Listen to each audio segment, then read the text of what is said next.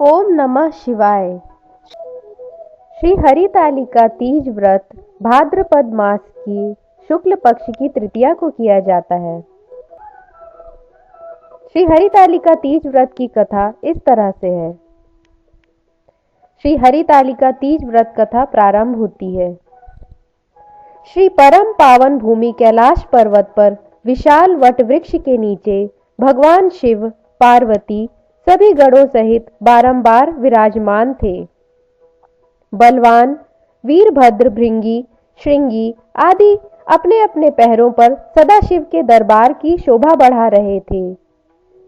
गंधर्वगण, किन्नर, ऋषि हरि भगवान की अनुष्टुप छंदों से स्तुति गान, स्वर आलापों में, वाद्यों में संलग्न थे।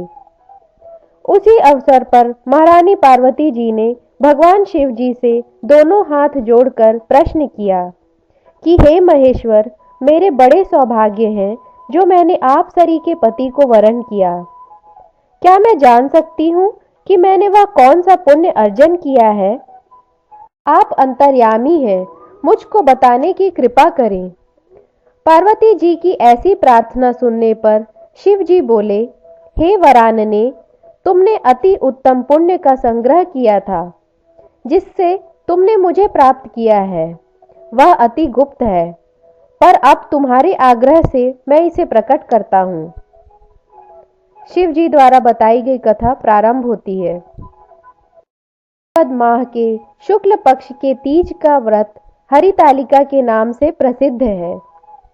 यह जैसे तारागणों में चंद्रमा, नवग्रहों में सूर्य, वर्णों में ब्राह्मण, देवताओं में गंगा, पुराणों में महाभारत, वेदों में साम, इंद्रियों में मन, ऐसा ही यह व्रत श्रेष्ठ है।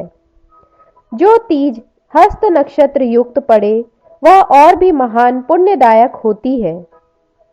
ऐसा सुनकर श्री पार्वती जी ने कहा, हे महेश्वर, मैंने कब और कैसे यह तीज व्रत किया था, विस्तार के साथ श्रवण करने की इच्छा है।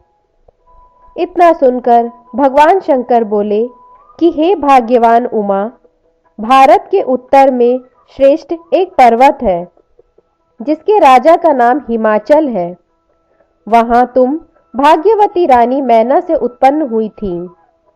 तुमने बाल्यकाल से ही मेरी आराधना प्रारंभ कर दी थी।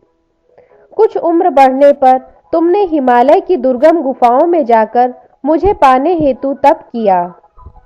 तुमने ग्रीष्म काल में बाहर चट्टानों पर आसन लगाकर तप किया, वर्षा काल में बाहर पानी में तप किया, शीतकाल में पानी में खड़े होकर मेरे ध्यान में संलग्न रहीं। इस प्रकार 6 कालों में तपस्या करके भी जब मेरे दर्शन ना मिले तब तुमने ऊर्ध्वमुख होकर केवल वायु का सेवन किया। फिर वृक्षों के सूखे पत्ते खाकर इस शरीर को क्षीण किया। ऐसी तपस्या में लीन देखकर महाराजा हिमाचल को अति चिंता हुई और तुम्हारे विवाह हेतु चिंता करने लगे। इसी सुअवसर पर महर्षि नारद जी उपस्थित हुए। राजा ने हर्ष के साथ नारद जी का स्वागत किया और पूजन किया और उपस्थित होने का कारण जानने के इच्छुक हुए। नारद जी ने कहा, राजन, मैं भगवान विष्णु का भेजा आया हूँ। मैं चाहता हूँ कि आपकी सुंदर कन्या को योग्य वर प्राप्त हो। बैकुंठ निवासी शेषशायी भगवान ने आपकी कन्या का वरण स्वीकार किया है। राजा हिमाचल ने कहा, महाराज, मेरे सौभाग्य है जो मेरी कन्या को विष्णु जी ने स्वीकार किया है और मैं अवश्य ही उन्हें अपनी कन्या उमा का वाग्यदान करूंगा। यह सुनिश्चित हो जाने पर नारद जी बैकुंठ पहुंचकर श्री विष्णु भगवान से पार्वती जी के विवाह का निश्चित हो जाना सुनाया। इधर महाराज हिमाचल ने वन में पहुंचकर पार्वती जी से भगवान विष्णु से विवाह होने का निश्चित समाचार दिया। ऐसा सुनते ही पार्वती जी को महान दुख हुआ। उस दुख से तुम विह्वल होकर अपनी सखी के पास पहुंचकर विलाप करने लगी। जो तुम्हारा विलाप देख सखी ने तुम्हारी इच्छा जानकर कहा, देवी, मैं तुम्हें ऐसी गुफा में तपस्या को ले चलूंगी जहां तुम्हें महाराज हिमाचल भी न ढूंढ सकेंगे। ऐसा कह उमा सहेली सहित हिमालय की गहन गुफा में विलीन हो गई। अब महाराज हिमाचल घबरा कर पार्वती जी को ढूंढते हुए विलाप करने लगे कि मैंने विष्णु को वचन दिया है, वह कैसे पूर्ण हो सकेगा। ऐसा कह वह मूर्छित हो गए।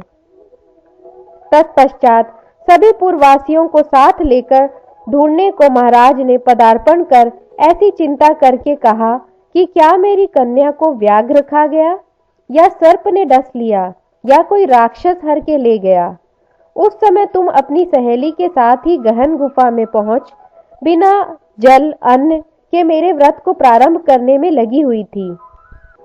उसी दिन भाद्र मास की तृतीया शुक्ल पक्ष हस्त नक्षत्र युक्त थी।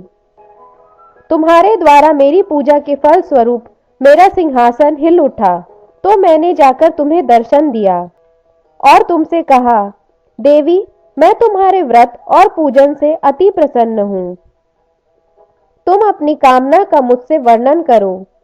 इतना सुन तुमने लज्जित भाव से प्रार्थना की कि आप अंतर्यामी हैं, मेरे मन के भाव आपसे छुपे नहीं हैं, मैं आपको पति के रूप में चाहती हूँ। इतना सुनकर मैं तुम्हें एवमस्तु इच्छित पूर्ण वरदान दे अंतर्ध्यान हो गया। इसके बाद तुम्हारे पिता हिमाचल मंत्रियों सहित ढूंढते ढूंढते नदी तट पर मारे शोक के मूर्छित होकर गिर पड़े। उसी समय तुम सहेली के साथ मेरी बालू की मूर्ति विसर्जन करने हेतु नदी तट पर आ पहुंची, तो तुम्हारे नगर निवासी मंत्रीगण हिमाचल सहित तुम्हारे दर्शन कर अति प्रसन्नता को प्राप्त हुए और तुमसे लिपट लिपट कर रोने लगे और बोले, उमा, तुम इस भयंकर वन में कैसे चली आई, जो अत्यंत भयानक है, जहाँ सिंह, व्याघ्र, जहरीले भयानक सर्पों का निवास है, जहाँ मनुष्य के प्राण संकट में हो सकते हैं। अतः हे पुत्री, इस भयंकर वन को त्याग कर अपने गृह स्थान को प्रस्थान करो। पिता के ऐसे कहने पर तुमने कहा, पिताजी, मेरा विवाह तुमने भगवान विष्णु के साथ स्वीकार किया है, इससे मैं इसी वन में रहकर अपने प्राण विसर्जन करूंगी। ऐसा सुन महाराज हिमाचल अति दुखी हुए और बोले, प्यारी पुत्री, तुम शोक मत करो, मैं तुम्हारा विवाह कदापि भगवान विष्णु के साथ ना करूंगा और तुम्हारा अभीष्ट वर जो तुम्हें पसंद है उन्हीं सदाशिव के साथ करूंगा। तब तुम मेरे ऊपर अति प्रसन्न हो। फिर तुम सहेलियों के साथ नगर में उपस्थित होकर अपनी माता और अन्य सहेलियों से मिली। कुछ समय बाद शुभ मुहूर्त में तुम्हारा विवाह वेद विधि के साथ महाराजा हिमाचल व महारानी मैना ने मेरे साथ कर पुण्य का अर्जन किया। हे सौभाग्यशालिनी, तुम्हारी सहेली ने तुमको हरण करके हिमालय की गुफा में रख कर मेरी प्राप्ति का व्रत पूर्ण कराया। इसी से इस व्रत का नाम हरितालिका पड़ा और यह सब व्रतों में उत्तम हुआ। इस प्रकार सुनकर माता पार्वती ने कहा, प्रभो, आपने मेरे मिलने की सुखद कथा सुनकर मुझे प्रसन्न तो किया, पर इस व्रत को करने का विधान व इसका फल नहीं सुनाया। कृपा करके मुझे इसके करने की विधि का पृथक पृथक फल भी सुनाइए। इतना सुन के भगवान सदाशिव ने कहा, प्रिय, मैं इस व्रतराज का फल सुना रहा हूँ। यह व्रत सौभाग्यशाली नारी व पति चाहने वाली कन्याओं को करना चाहिए। यह व्रत भाद्रपद के शुक्ल पक्ष की द्वितीया की शाम को प्रारंभ कर तीज का व्रत धारण करें। यह व्रत निराहार, बिना फल आहार और निर्जला होकर रखना चाहिए। भगवान शिव पार्वती की प्रतिमा सुवर्ण की स्थापित करके केले, पुष्प आदि के खंभे स्थापित कर रेशमी वस्त्र के चंदोवा तान कर वंदनवार लगाकर भगवान शिव का बालू का लिंग स्थापित करके पूजन, वैदिक मंत्र, स्तुति, गान, वाद्य, शंख, मृदंग, झांझ आदि से रात्रि जागरण करना चाहिए और भगवान शिव के पूजन के बाद फल, फूल, पकवान, लड्डू, मेवा, मिष्ठान, तरह तरह के भोगों की सामग्री समर्पण करें। फिर ब्राह्मणों को द्रव्य, अन्य, वस्त्र, पात्र आदि का दान श्रद्धा युक्त देना चाहिए। तो भगवान शिव को प्रति वस्तु को सिद्ध पंचाक्षरी मंत्र से ओम नमः शिवाय कहकर समर्पित करना चाहिए। प्रार्थना के समय अपनी इच्छा भगवान के सामने प्रेषित करें। फिर पार्वती जी से यहाँ लिखी प्रार्थना करें। प्रार्थना के समय अपनी इच्छा भगवान के सामने प्रेषित करें। फिर पार्वती जी से यह प्रार्थना करें। जय जग माता मेरी भाग्य विधाता, तुम हो पार्वती शिव प्यारी, तुम दाता नंद पुरारी, सती संतों में रेख तुम्हारी, जय हो आनंद दाता, जय जग माता मेरी भाग्य विधाता। इच्छित वर मैं तुमसे पाऊं, भूल चूक को दुख न उठाऊं, भाव भक्ति से तुमको पाऊं, कर दो पूरन बाता, जय जग माता मेरी भाग्य विधाता। प्रार्थना के बाद पुष्पों को दोनों हाथों में लेकर पुष्पांजलि समर्पण करें। फिर चतुर्थी को शिवलिंग किसी नदी या तालाब में विसर्जन करें। फिर 3 ब्राह्मणों को भोजन करा के दक्षिणा देवें। इस प्रकार यह व्रत पूर्ण करने से नारी सौभाग्यवती होती है, धन व पुत्र पौत्रों से सुखी होकर जीवन व्यतीत करती है। कन्याओं के व्रत करने से कुलीन धनवान वर को प्राप्त होने का सौभाग्य होता है। हे देवी, जो सौभाग्यवती नारी इस व्रत को करती है उसकी सभी मनोकामनाएं पूर्ण हो जाती हैं। कथा समाप्त होती है। ओम नमः शिवाय।